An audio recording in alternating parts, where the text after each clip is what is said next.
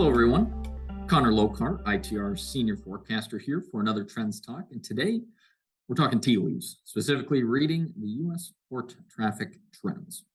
Now, there's a chart that myself and other keynote presenters at ITR, we occasionally use it on the road. I've started to use it a little bit more lately, that shows total intermodal container traffic. Essentially, how many containers are we pulling through U.S. ports here, whether it's east, west, or Gulf Coast ports? And right now, they are telegraphing the ongoing slowdown that we are seeing, we've been forecasting, and we expect to continue for the U.S. economy. Now, I feel like it was just yesterday that the narrative being pushed on us day and night was about the overwhelmed U.S. ports, ships stacked up as far as the eyes can see, and then even when the containers got off the ships, getting them inland took weeks, if not months. But if you pause for a moment, you might notice that we haven't really heard a lot about that lately.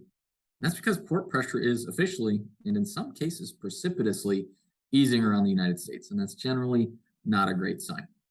So container traffic, which is a volume measure, and I love that very much these days as it takes the inflation masking out of the equation, is falling in the 5 major U.S. ports that we look at in that particular chart, in Los Angeles, Long Beach, Houston, New York, New Jersey, and Georgia.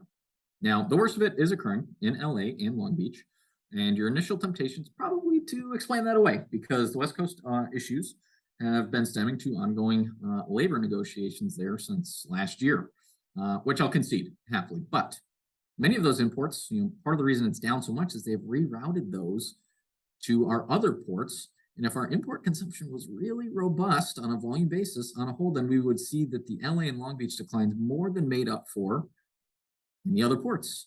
And we're not.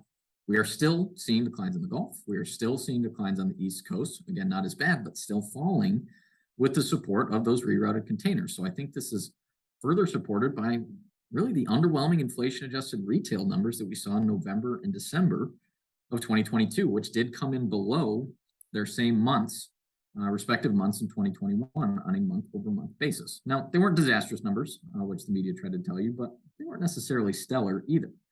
And to top it all off, container rates have cratered. So the dry Baltic Index, which is an index of global freight rates for shipping dry commodities, things like iron ore, coal, grain, stuff like that, has fallen dramatically since peaking during the consumption surge in 2021, 2022. In fact, the raw index value, again, a rate number for December 2022 has fallen so far that it's just 8.4% above the 2019 average for the year as a whole. A year I picked because that's the last full calendar year of the pre-COVID times. So we should listen to what the container traffic tea leaves are telling us.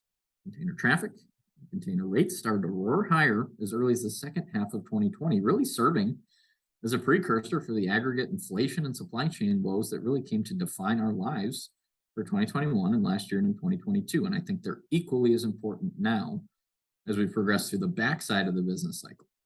They're telling us exactly what ITR has been forecasting, that the economy is slowing down, that inflation and supply chain are set to improve further as the year progresses, and really that volume express growth for a lot of folks is going to feel pressure here in 2023.